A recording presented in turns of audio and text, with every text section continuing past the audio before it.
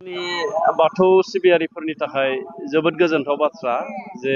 दुलाराय बाथौ गौथुमनि मैखोम दालाय एबा गांखं आफाद माइनाव आफाद आरो लाइमोन आफाद बिथांमोननि जि बोसोरसालिया सावरायमा मेल बेखौ अदालगुरि जिल्लानि सिङाव थानाय नैबे खाग्राबारि बिया बाथौ गौथुमनि सिङाव 10 आरो 12 अक्ट'बर साननैनि हाबाफारि लानानै जोबोद गाजा गोमजायै खुंफुंलांबाय आरो बेवहाय बिटिआर आरो आसामनि गुबुन गुबुन जिल्लानिफ्राय मोन 16 जिल्लाफ्रा थान्दै महरै बाहागो लादोंमोन आरो बे हाबाफारियाव गुबुन गुबुन फुंखा सुबुं बिथांमोना बाहागो लानानै थिखानाय आयदानि सायाव जोंनि लाइमोन आरो माइनाव बिथांमोनखौ धोरोमारि सुबुरुन आरो धोरोमारि माखासे मोनथिनो गोनां बाथ्रा बिथांमोना फोसावनानै गालांबाय आरो आङो सानगोन जे दुलाराय बाथौ गौथुमनि जि माइनाव आरो लाइमोन आफाद बे मोननै आफादा बेबायदि सावराय जुथुमा खुंनायनि गेजेरजों बिथांमोननि आफादखौ राफोद खालामनानै लानो हागोन आरो इयुननि समाव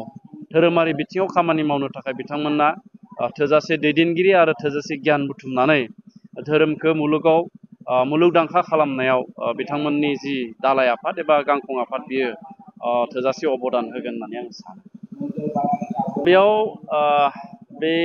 जुथुमानि आंखौ बानजाय आफादनि मासिगिरि महरै थिसनदोंमोन।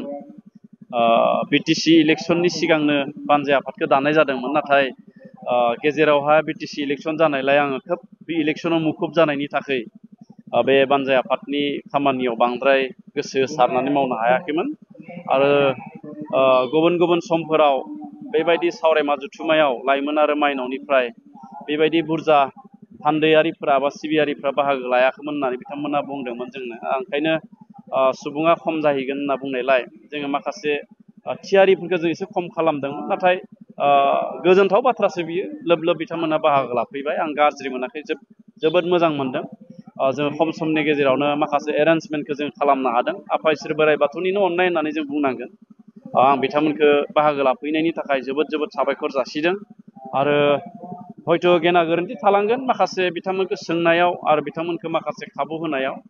बे गेना गोरोन्थिनि थाखायबो आङो गावनिनो मानसि होननानै जाहाथे बिथांमोना जोंखौ निमाहा होलायो, आं बेखौनो बिथांमोननि सेराव निमाहा बिहरबाय आरो